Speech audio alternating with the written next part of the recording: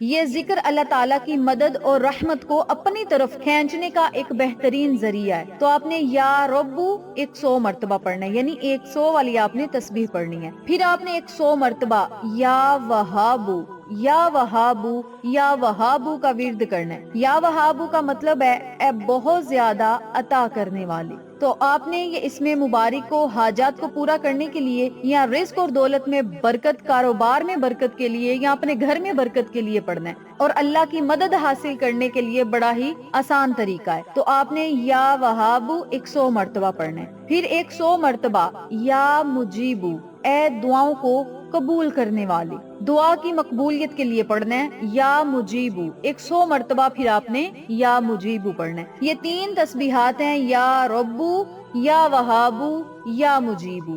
آپ نے ان تینوں الفاظ کی ایک ایک تسبیح پڑھنی ہے۔